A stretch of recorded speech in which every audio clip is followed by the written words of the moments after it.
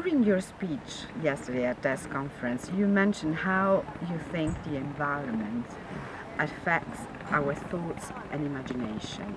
Could you tell us more about that? Yeah, I think that when you grow up, what you see and what surrounds you may well affect how you move and how you think. And I realised quite late in life, in my 40s, when I thought back to the landscape that I grew up in, which is coastal, with the sea coming and changing the land, taking away sand, putting down stones, eroding it. I think that growing up, seeing so much change and so many horizons where I didn't know what was beyond the horizon, made me very curious about the world and very aware that change happens everywhere. Whereas I think if you grow up in a city where things don't seem to change and buildings and stones seem very stable and very permanent, you perhaps forget how everything is constantly in flux, as we say, changing. Our bodies are changing, we are born, we die, things move on, and even the stone changes just at a different speed. So I have a feeling that what's around us shapes how our attitude to the world and how we think about the world, and I think it certainly affected the art I make.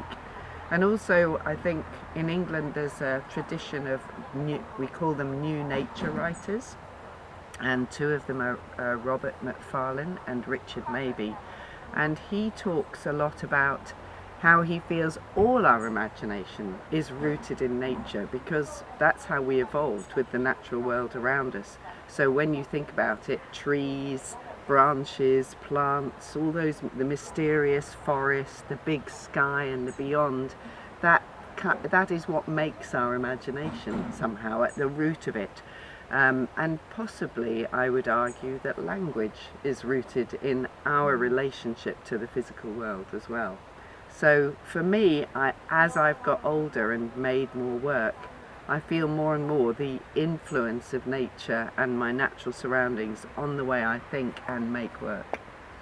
I hope that answers it. Yes, thank you, thank you. You were saying this morning also some specific example of language. So,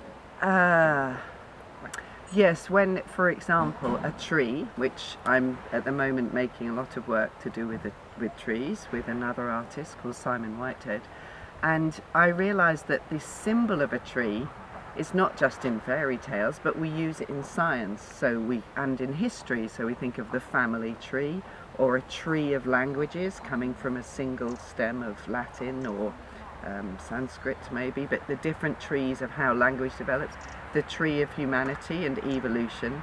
So the symbol of a tree becomes the way our brain works as well. So that's one example. And then another example of how our bodies and our physicality seem to be at the root of language. In English, we might say of an abstract idea, we might say, oh, we get it, or we've grasped that idea, or we've grappled with it. All of those are to do with using your hands or holding something. So even an abstract idea, we use our language in quite a physical way, because that's what we know. So, what else do you feel has influenced your work? Apart from nature? Apart from nature? Yes. I think there are many things, but I was reflecting while I've been at the conference on the history of dance a little bit, and thinking how the Judson Church movement, and to a smaller extent in Britain we called it New Dance, but in America, that movement to take dance out of the theatre, to work with people and their bodies. I don't like saying bodies, but to work with people who have different kinds of training or no training, contact improv, body-mind centering, that whole area of work that developed in the sort of 50s into the 60s.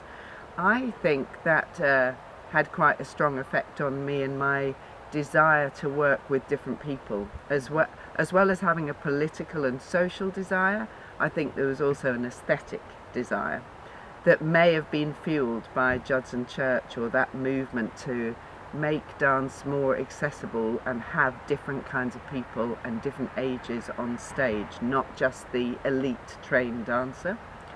And also I wonder if the minimalist tradition, the John Cage and maybe Douglas Dunn, some of those artists that really stay with one thing, I'm quite interested in paring things down to be very simple and changing time a little bit.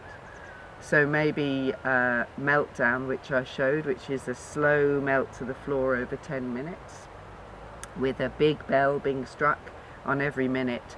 Maybe the simplicity of that form, perhaps I'm drawn to that because of my interest in a minimalist tradition from the past, maybe. Interesting, thank you. And one last question, why do you choose to work in green spaces in cities? Well, I'm now in London, although I grew up in a more rural setting.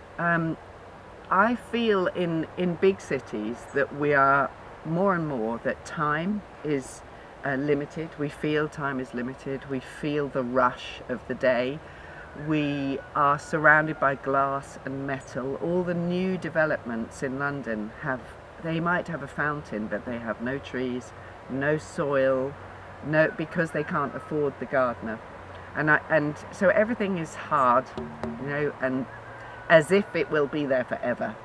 But yet in Georgian London we have these beautiful squares, so that are public, green spaces, and people rush by them on their way to work, and some people take a moment to reflect there.